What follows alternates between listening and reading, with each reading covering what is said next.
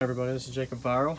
Today I'm doing a video that I probably wouldn't do on video, but since I do everything I do on video with changes on the build, and I talk a lot about roundovers, and today is a roundover that I really never tested to see.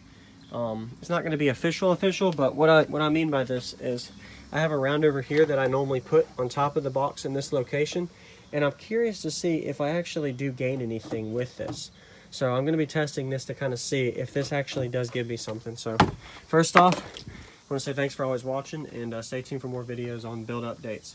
Subwoofer for the single 512 is getting pretty broken in. It's right around 50%, and we'll get started. So foremost, I want to be able to make sure I have everything right. So I'm going to test first with the vehicle off. On the previous video y'all saw, you can see that I tested with the seat adjustment and knowing, hey, this is where output is and how it changes. So I definitely recommend watching that video for that. Alright, so let me make sure my meter's turned on and plugged in. I use a SSA meter. Always measure the same.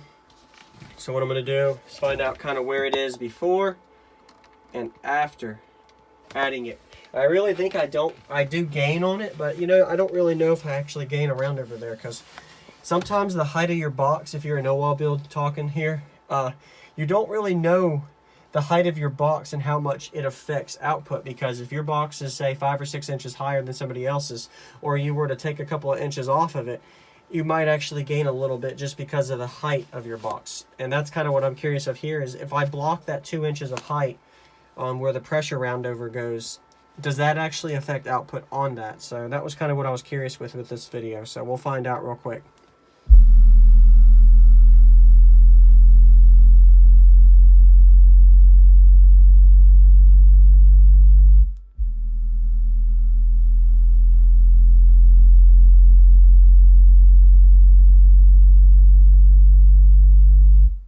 All right, so we're going to remember the 128.18 for this test. So 128.18.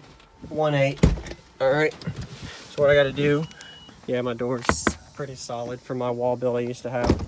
So anybody, just quick facts real quick, I used to have a 415s wall build that did a 64.6 sealed on glass, and then I think I got a 65.8 on the kick score. So the highest was almost a 67 or 66, sorry. Which 415s, it was pretty impressive. I was clamping around 19,000 watts. So under 20k watts, 65s is pretty good. Some people don't get that with a 160 with that power, depending on who's building it and the kind of box. It's still fairly musical.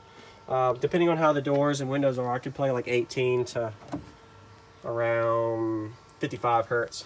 But my peak was really substantial, so with the box tuning here. All right, anyway, I'll stop talking on that. I'll talk on this first. So what I'm going to do is literally just put some screws here to kind of make sure that this is where what should be, and then I'll go do another test with this. So I've really torn up this pipe, PVC pipe that I've had. I've tested this thing in and out when I had the 10 in here, so I've probably taken this out 5 times, 10 times.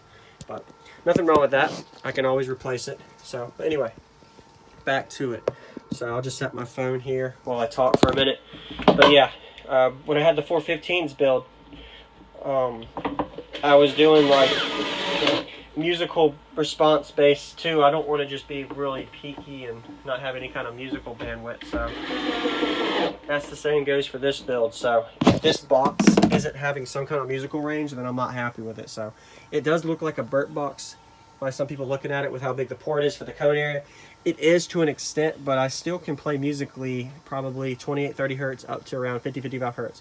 It's just what happens with these kind of boxes is it's so peaky that I'll gain 5 to 7, 8 dB around my peak, and then I'll lose that 5 to 6 dB anywhere besides those 3 hertz from my peak. So you really drastically lose output. It doesn't mean it's not musical, it's just not going to have you that musical decibel level response you would get. Anyway, enough on that one. So I put a screw in each corner. So what I'm going to do, now that I have that in, I didn't tape or anything over it this time. I'll tape and all of that over. It's kind of after the fact.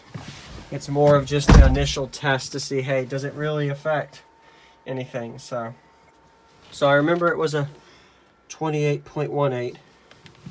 So we'll find out real quick.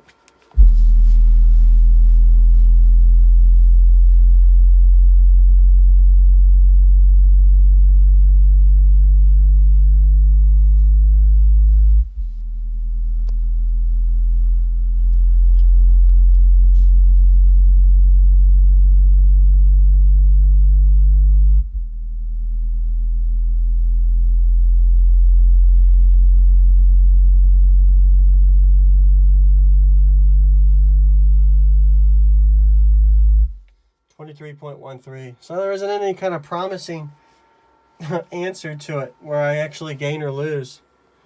So it went 28.18 to 28.13. So that doesn't really answer anything. You got to be at least a tenth or two out in order for it to truly be a good test to show you if it was a gain or loss. So ideally that roundover isn't doing any good for me or bad. Ideally I'd have to test it full tilt, tape it up, and then test it. I may gain a tenth. So I feel like I'm gaining. I'm going to add it back. But that test didn't really do anything for this video. It's more for entertainment then. I was hoping to gain at least a tenth or two, but I didn't.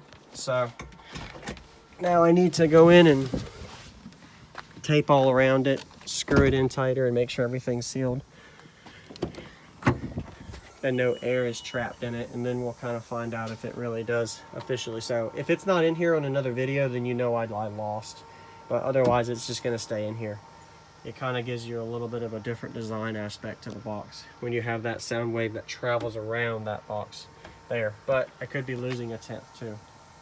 So anyway, thanks for watching, everybody. This is Jacob Viral. Stay tuned for updates. So before I end, I guess I'll talk on this real quick. So I have a single Phi 12. The subwoofer's probably got about 7 or 8 hours on it now. Maybe 10, depending on how you rate it. But yeah, I'm thinking that I need another like 8 to 10 hours on this before it's fully broken in. And then I can say officially for my final score after all the changes to see, hey, this is where my box really was with the results that I got. But until then, there's no telling where it goes from there. So appreciate y'all always watching and subscribing. And stay tuned for more videos. I look forward to y'all's comments always. And I plan to do some videos on things that y'all suggest too. So it doesn't have to be just on my build. It can be cardio questions answered. And some things I've already done with the amps, kind of tuning questions. Had a couple people I've already answered in the comments, so I'm glad to help with that. One last thing before I end is I noticed that when I slightly adjusted my gain, it was helping my high end, but my low end was bottoming it out faster. So that showed that the lower end power on my lows is not liking the higher end of power. So this box is definitely more of a high-end monster. So meaning anything above 40 hertz it does really well in. It doesn't handle the lows real well. So you're not going to see this thing doing hair tricks or anything.